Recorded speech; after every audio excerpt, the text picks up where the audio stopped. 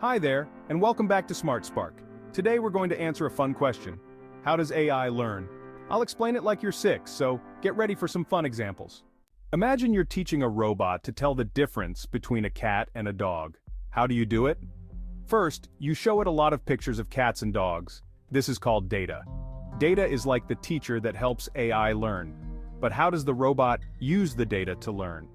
That's where algorithms come in. Think of algorithms as step-by-step instructions, like a recipe. These instructions help the robot figure out what makes a cat and a dog a dog. Here's an example. If you're sorting blocks by color, your algorithm might say, if the block is red, put it in the red box. If it's blue, put it in the blue box. AI algorithms do something similar, but with much more complex data. Now here's the cool part. The robot makes mistakes at first, but every time it gets something wrong, it learns and improves. This is called training. Over time, the robot gets so good that it can tell the difference between a cat and a dog, even ones it hasn't seen before.